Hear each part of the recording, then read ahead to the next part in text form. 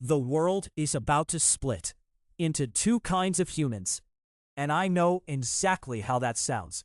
So don't believe me, believe the evidence, because by the end of this, you're going to see the whole board. Let me show you a Tuesday morning, a few years from now. You wake up, and the day is already running. Your AI assistant worked while you slept. It answered the boring emails, paid a bill the second it arrived, sold an old thing you listed online, got the money instantly, and moved it into your savings. The kind of savings nobody can print more of. Your robot checked your calendar last night, saw you had the gym at 7, and packed your bag. It noticed you were low on protein and ordered more. A drone dropped it on the balcony while you slept. You put on your glasses and go for a walk. No screen. You just talk. Push my meeting to 2. Text my brother back. Start dinner at 6. Nobody in that story opened a laptop. Nobody waited for a bank to open. Nobody asked permission. And here's the part that should get your attention. None of that is science fiction. Every single piece of that morning exists today in real products you can buy right now. The only thing that hasn't happened yet is all of it, at once, everywhere. Act 1. The pattern. There's one law that explains the next 10 years, and it's not a technology law, it's a human one. Everything moves toward instant, cheap, and easy, because people always choose the least effort. That's not an insult, that's human nature, and it never loses. Books were paper, then Amazon. Music was discs, then streaming. TV had a schedule, then it didn't. The phone was bolted to a wall, then it sat on a desk, then your lap, then your pocket. And now people don't even type. They talk into their earbuds because taking the phone out of the pocket became the annoying part. And at every step, the same crowd said the same thing. They said the car was a toy, and the world would go back to horses. Loud, dangerous, scary, all true. Didn't matter. Fear has never stopped the migration. So keep that law in your hand and ask, what hasn't finished migrating yet? 2 things. The 2 biggest things there are work and money. Act 2. The work. For all of human history, workers were the limit. More done meant more people. Find them, pay them, train them, wait for them. That limit just broke. An AI agent is a worker made of software. Works all day, all night, never quits. And if you need 1,000 more, you can have them this afternoon. For the first time ever, workers are something you can manufacture. And don't take my word for it, watch the money. 5 tech companies are spending about $700 billion in one single year building the infrastructure for AI. The year before, 388. Nobody doubles a bet that size on a maybe. Data centers are the oil rigs of this century. Intelligence is what comes out of the ground. And the intelligence is getting scary good. This year, a top AI lab had to switch off one of its own models because it kept breaking out of the testing box they keep it in. It spent an hour hunting for a weakness, found one, reached the open internet, and finished the job its own way. It was built to never give up, and it didn't. Call that scary if you want, but call it what it is. These aren't chatbots anymore. Now, give the workforce hands and legs. Robots aren't coming someday, mate. They're for sale with price tags. A full-size humanoid robot today, $13.5 grand, about a used car. There's a smaller one for $4,900, a dirt bike, and the big banks expect prices to fall by half again in a few years. They showed up exactly how new tech always shows up. Entertainment first. This summer, 32 teams fought humanoid robots in a tournament in China, while crowds in San Francisco paid $80 a ticket to watch robots box. Laugh all you want. People laughed at the first cars too. Entertainment first, then it goes to work. Factories first, the boring, repetitive, dangerous jobs nobody wants. Then your house, 10 years, maybe sooner. The home robot is the maid, the cook, the tutor, and the security guard. One machine with a brilliant AI brain. And you get your time back to do what humans do best. Think, create, connect the dots. So here's the picture. Billions of AI workers, millions of robots. Most of the workforce is machines, buying, selling, and paying each other thousands of times a minute. Now ask the question almost nobody is asking. What money do the machines use? Act 3. The money. Picture it. A robot needs a replacement part at 2 a.m. on a Sunday. Does it wait until Tuesday because Monday's a bank holiday? Does it send a wire and wait 3 business days? Does it pay a $30 fee on a $3 part? Today's money system closes on weekends. It sleeps at night. It was built for humans pushing paper, and it simply cannot serve an economy of machines paying each other every second. Machine money has to be instant, nearly free, always on, and controllable by software. That money already exists. It's crypto. And while the tourists argue about price charts, here's the real story hiding in plain sight. The next billion users of digital money aren't people. They're machines. And once you see that, crypto stops being confusing. It snaps into a simple map with 2 main pieces. Normal people think they're the same thing. They're not. 2 different inventions, 2 different jobs. Start with the famous one almost nobody actually understands. Bitcoin is not a stock. It trades next to tech stocks, so people file it in the same drawer. Wrong drawer. A stock is a piece of a company. Bitcoin is an invention.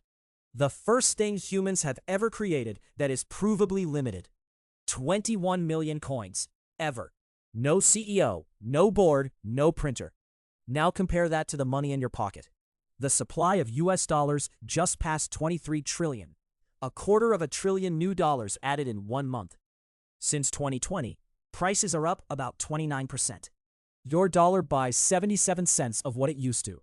The money you save is designed to be multiplied. Bitcoin is the first money in history designed so it can't be.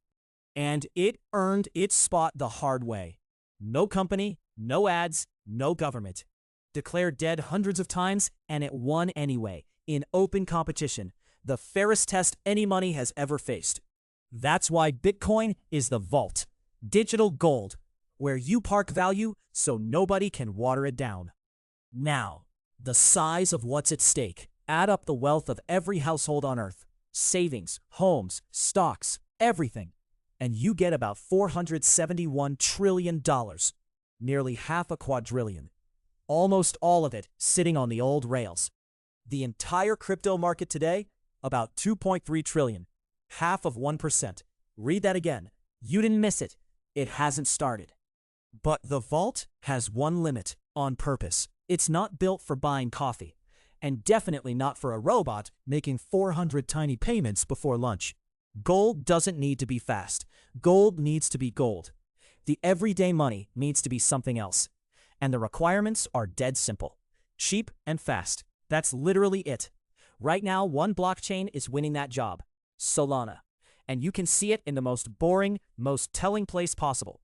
The stock market is quietly moving on-chain. Real stocks, wrapped as digital tokens, trading around the clock. Just did a record $3.47 billion in 1 month. And Solana handled 96% of it. Not one hot week. More than 50 straight weeks on top. While the price chart chops sideways and traders argue online, the money keeps quietly moving in. So how do billions of regular people actually get in?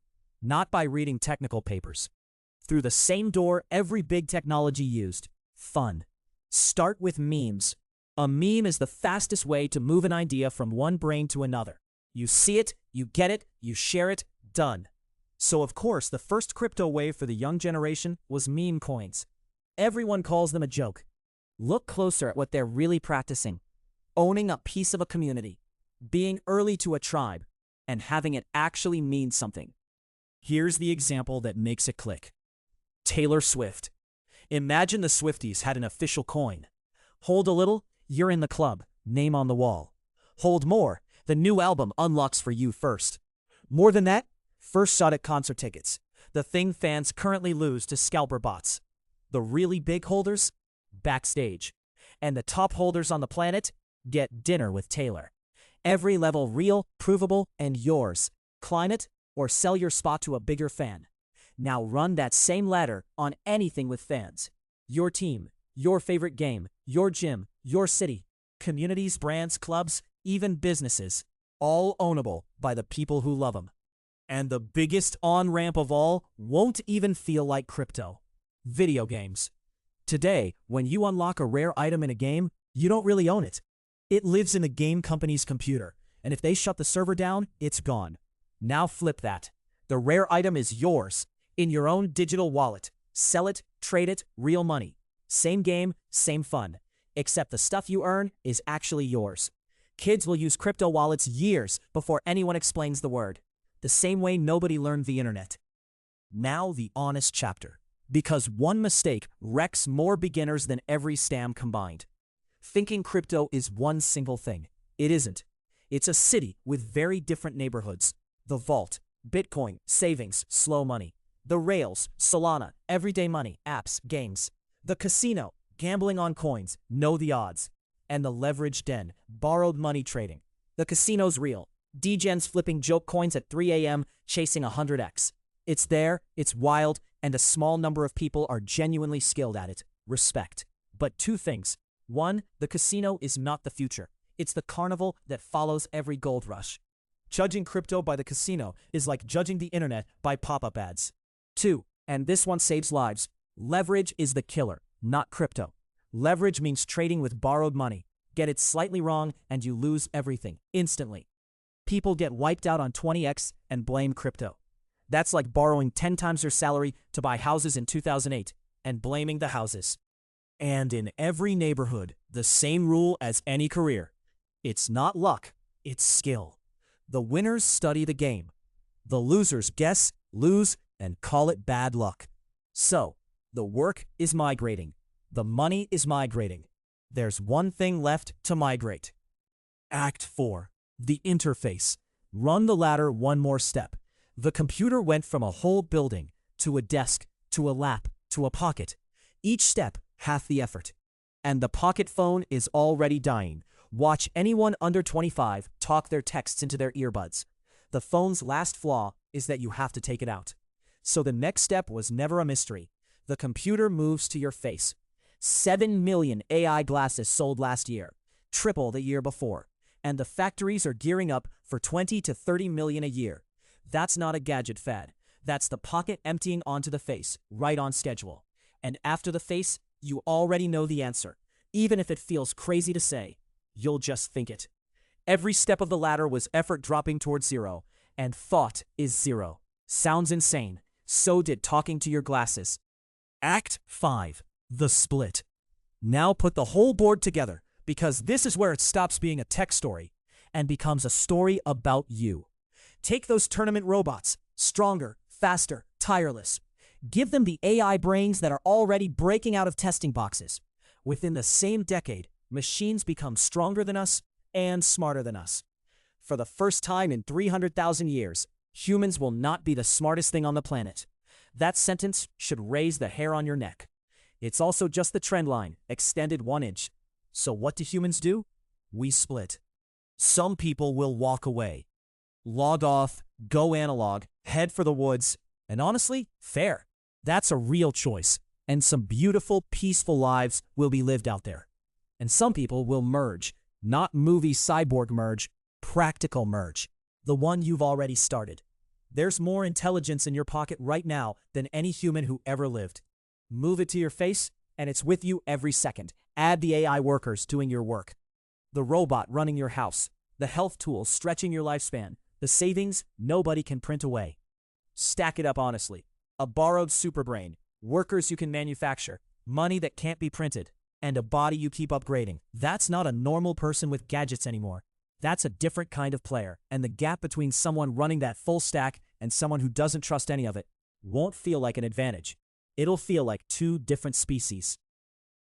Nobody gets to skip this choice. Doing nothing is also choosing. So here's the whole case, one last time. Machines become the workforce. A machine workforce needs machine speed money.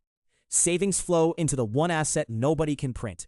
Everyday money flows onto the cheapest, fastest rails.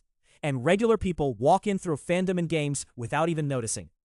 The computer finishes its march from the building to your face. And somewhere in the middle of it all, quietly, the split happens. I'm not telling you what to buy. I'm not telling you what to do. Nobody should. And anybody who does is selling something. I'm showing you the board. The receipts, the pattern, the direction. It adds up. It's been adding up the same way since the horse is lost. Make your own decisions. Just make them looking at the board.